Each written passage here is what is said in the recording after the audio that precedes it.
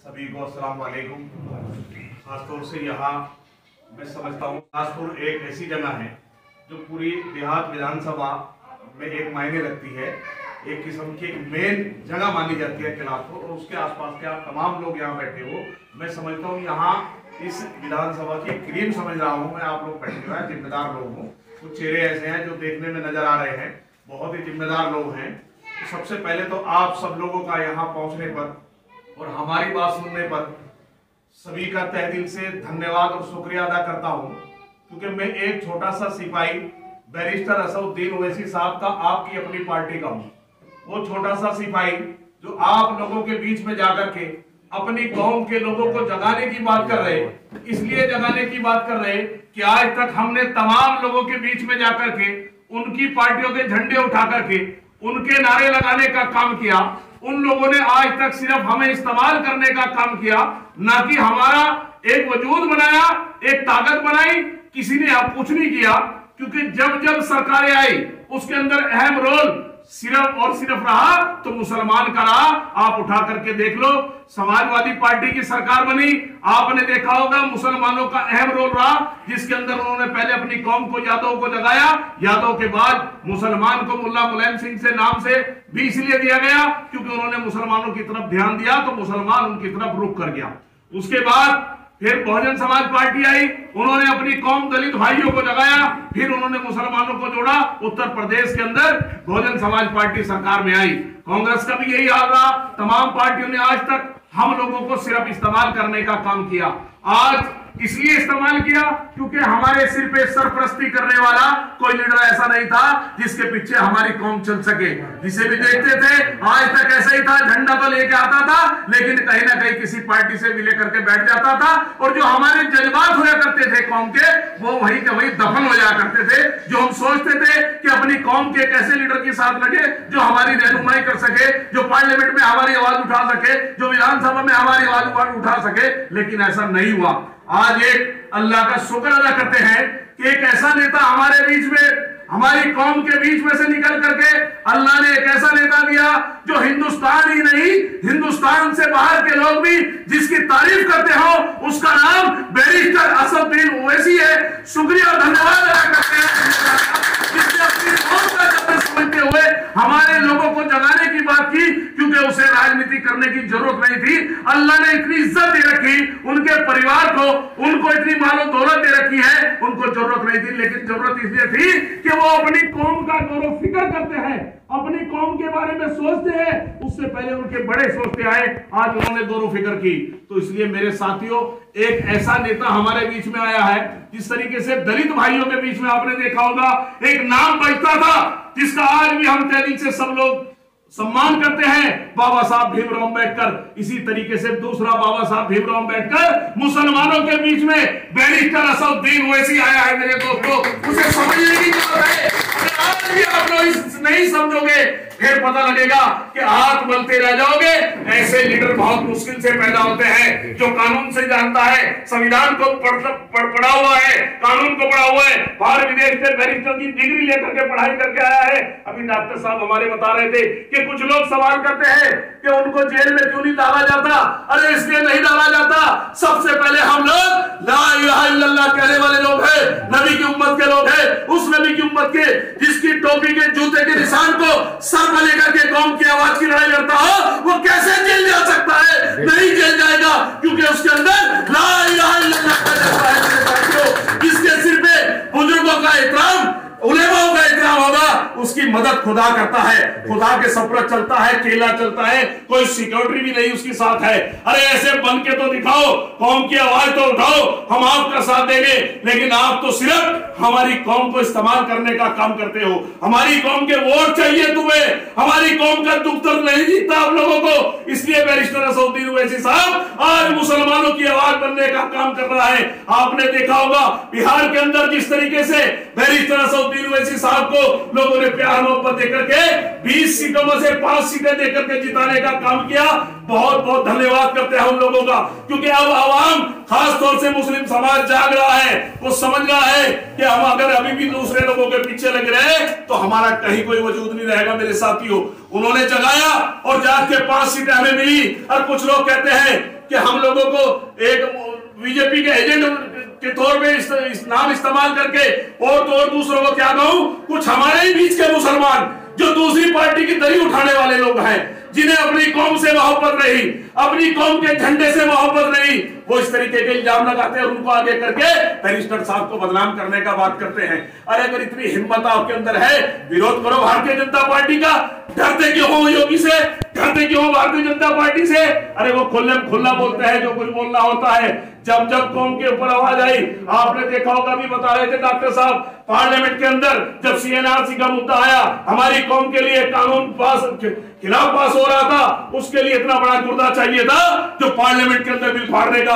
अगर कहीं कोई फाड़ा तो बैरिस्टर असदुद्दीन ओवैसी साहब ने फाड़ के कह दिया, अरे इस कौम को लवारिस न समझो, इस कौम की लड़ाई लड़ने के लिए एक मर्द मुजाहिद पार्लियामेंट के अंदर अभी अकेला खड़ा है, इसलिए उसने बिल फाड़ा और उस कौम को बता दिया कि आप लवारिस नहीं हो, आपके वारिस खड़े हैं, आपका भाई खड़ा है। इसलिए कौम को वो बिल फाड़ के एक संदेश देने का काम किया, जिससे तमाम पार्टियों के अंदर भी चाहे मुसलमान हो, उनका फकर से सीना इतना चौड़ा हो चुका था।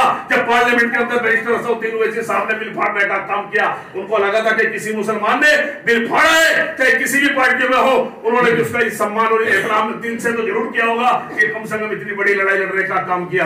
तो मेरे दोस्तों और बुजुर्गों, मैं आपसे सिर्फ इतना कहना चाहूंगा कि आप लोगों ने तमाम पार्टियों को देखा, हम भी और पार्टियों में रहे, लेकिन इतना जरूर कहूंगा, जो हमारे मुसलमान भाई इधर उधर भटके हुए दूसरी पार्टियों के अंदर हैं, उनसे कहो, ए मेरे भाइयों, मेरे दोस्तों, मेरी कौम के लोगों, दलित भाइयों से सीख ले लो, दूसरे का झंडा उठाना छोड़ दो, अपना झंडा उठा लो, हरा झंडा, और अपनी कौम को पहले मजबूत करो।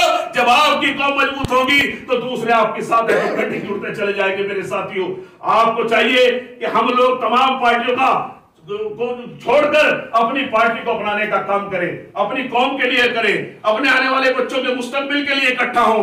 जब हम इकट्ठा होंगे, हर आदमी हमें पूछेगा। कुछ लोग ये कहा करते थे कि ये भीम पार्टी कहीं कोई वजूद नहीं है। अरे वजूद तो वहां आपने बिहार में देख लिया होगा, क्या केवल सिर्फ मुसलमानों ने वोट दिया? अरे कुछ सेकुलर हिंदू भी ऐसे हैं जो अच्छे लोग हैं, जो ओवैसी को जानते हैं, जो उनकी छवि को जानते हैं, उन्होंने भी वहां के लोगों ने वोट दे करके 5 सीटें निकालने का काम किया। ये बहुत बड़ी बात है मेरे साथियों। आपने देखा होगा, दूसरी तरफ ममता बनर्जी है, उधर भी हमारे नेताजी ने कह दिया कि ये तो हमारे साथ मिलकर चुनाव लड़ो, नहीं लड़ोगे तो हम अकेले चुनाव लड़ेंगे। अरे ये लोकतंत्र है, सबको आजादी है अपनी बात कहने का, अपनी लड़ाई लड़ने का, अपने अधिकारों के लिए, अपने कौम के लिए। अरे अगर चुनाव नहीं लड़ेंगे और पार्टियां चुनाव लड़े, उन्हें तो आप लोग कहते थे, हमें बताते हो सेकुलर। बाबरी मस्जिद का फैसला आया, उधर जब राम मंदिर बन रहा था तो प्रियंका गांधी और कांग्रेस के लोगों ने कह दिया उसका श्रेय हमें जाना चाहिए था। ये कांग्रेस के लोगों ने कहा था कि मस्जिद का ताला तोड़वाने वाले कोई और नहीं है, कांग्रेसी है। कांग्रेसियों ने कहा है, कहां भूल जाते हो तुम लोग, तुम्हें भूलना नहीं है, याद रखना है कि उन लोगों का साथ दोगे जो बाबरी मस्जिद का ताला तोड़वा करके और खुला कहते हो कि इनका ताला हमने तोड़वाया था। उन लोगों को ध्यान रखना है। समाजवादी पार्टी में हमने देखा होगा, आजम खान लीडर रहे, जिसको लेकर के समाजवादी के पीछे मुसलमान रहा। आज आजम खान का परिवार जेल। हमारी कौम की क्या लड़ाई लड़ेंगे? क्या सिर्फ हमें आजम खान का चेहरा इसलिए इस्तेमाल करना था कि उनका चेहरा दिखा करके मुसलमानों का वोट हमें चाहिए था? यही इस्तेमाल करते हैं मुसलमानों को, यही रह गया पार्टियों के अंदर है। इसलिए हम कहते हैं कि आपको अपना वजूद बनाना, अपनी पार्टी को मजबूत करना है। आज अल्लाह का करम है, उत्तर प्रदेश का चुनाव आएगा, आप देखना, बंगाल में भी है, उत्तर प्रदेश में भी नंबर आएगा। दलित मुस्लिम मिशन चलना सीधी बात है। भाजपा का कट्टरपंथी जितना वोट है हिंदू वहां जाएगा, यहां दलित मुस्लिम मिशन रहेगा। कुछ लोग मुगालते में है, वो मुगालता दूर कर दे। अगर कहीं कोई सरकार में आएंगे तो बैरिस्टर असदुद्दीन ओवैसी साहब दलित मुस्लिम मिशन लेकर के इंशाअल्लाह उत्तर प्रदेश के अंदर भी झंडा गाड़ने का काम करेंगे। लेकिन फोन आ रहे, वहां से जब सीटें निकलने के बाद लोगों का हौसला बढ़ा, मुसलमानों का, कुछ मुसलमान पार्टियां छोड़ के नहीं आ रहे थे, लेकिन इंशाअल्लाह नंबर लग जाएगा, रोज ज्वाइनिंग होगी। ऐसे बड़े बड़े लीडरों के फोन आ रहे जो हमें उम्मीद नहीं थी कि MIM को ज्वाइन करेंगे, अब इंशाअल्लाह बहुत जल्दी ज्वाइनिंग शुरू होगी। मजबूती के साथ लोग जुड़ते जा रहे हैं, कि उन्हें दी क्या है कि हमारी अपनी जमात, हमारी अपनी ताकत अगर कहीं है तो MIM पार्टी है। MIM पार्टी से हम लोगों को जुड़ना है, उसे ही मजबूत करनी है, अपनी कौम का झंडा उठाना है। मेरे दोस्तों और बुजुर्गों, आपसे सिर्फ इतना कहूंगा कि जहां जहां आपके संबंध के, आपके ताल्लुक के लोग दूसरी पार्टियों में बैठे, उन्हें कहो कि मेरे दोस्तों बुजुर्गों, दूसरों की गुलामगिरी छोड़ लो, अपना एक छोटा सा सिपाही बन के अपनी कौम का झंडा उठा के लड़ाई लड़ने का काम करो, ना कि दूसरी पार्टियों में लेकर के उनके तलवे चाटने का। मजलिस के अंदर मौलवी, कारी, मुफ्ती तमाम लोग इस पार्टी के अंदर जुड़ रहे हैं, इसीलिए जुड़ रहे हैं क्योंकि उन्हें लगता है कौम पार्टी हक इंसाफ की पार्टी है। बैरिस्टर असदुद्दीन ओवैसी साहब पढ़े लिखे हैं, बैरिस्टर असदुद्दीन ओवैसी साहब उलेमाओं का एहतराम करते हैं, उनसे झुक के सलाम करते हैं, उनका एहतराम करते हैं, इसलिए उलेमा बहुत तेजी के साथ आज इस अपनी पार्टी के अंदर आ रहे हैं। क्योंकि उलेमा ने शुरू हो गए तो मुसलमान भी जागना शुरू हो गया, मुसलमान ने भी रुख जो किया वो MIM पार्टी की तरफ किया। तो मेरे दोस्तों और बुजुर्गों, आपके बीच में हमारे रफत भाई हैं, इनको हमने यहाँ से 47 नंबर है आपका, 47 नंबर से चुनाव के लिए कह रखा है, चुनाव की तैयारी कर रहे हैं। मेरा सिर्फ आपसे इतना कहना है, क्योंकि तमाम पार्टियों के लीडर भी आएंगे और चुनाव लड़ने भी आएंगे, मेरा आपसे इतनी इल्तिजा है, जो आदमी काफी टाइम से आपके बीच में रहा हो, आप ही के बीच का हो, समाज सेवा करता आ रहा हो, उसको एक मौका MIM पार्टी दे रही है, तो आपको चाहिए कि आप मजबूती के साथ, हो सकता है इनसे किसी भाई को नाराजगी हो सकती हो हमारे रफत भाई से, लेकिन इतना जरूर कहूंगा, उस नाराजगी को ताक पे धरते हुए बैरिस्टर असदुद्दीन ओवैसी साहब का झंडा देखते हुए रफत खान को वोट देने का काम करना, MIM को जिताने का काम करना मेरे साथियों। सिर्फ ओवैसी के वास्ते अपनी कौम के लिए वोट देने का काम करना, और जहां जहां अपने लोगों ने भी कहो कि हमें सिर्फ झंडा देखना है, जिसको दलित भाइयों को हरा झंडा, नीला झंडा दिखता है, अपनी कौम एक मन बना लो कि जहां हरा झंडा दिखे उसका समर्थन करो, अपनी कौम का MIM के झंडे का साथ दो मेरे साथियों, बैरिस्टर असदुद्दीन ओवैसी साहब का साथ देने का काम करो।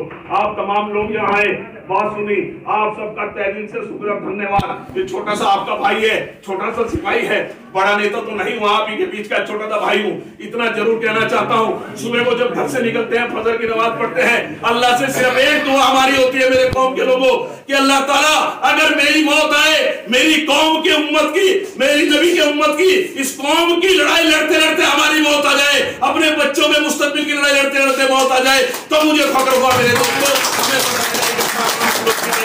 और आज तक राजनीति जो दुनिया ने करी, लेकिन अपनी कौम के लिए करो, दूसरे लोगों को भी बुलाओ, उन्हें अपनी पार्टी में शामिल करो, जहां हमारी जरूरत है, जिसलिए आगे घबराने की जरूरत नहीं है, सिर्फ ला इलाहा इल्लल्लाह का नारा मारते हुए आगे बढ़ते चले जाओ, इंशाअल्लाह फतेह होगी, कोई घबराने की जरूरत नहीं है। दूसरे लोगों को भी कहो हमारी साथ है, मेरे साथ। नारा तकबीर।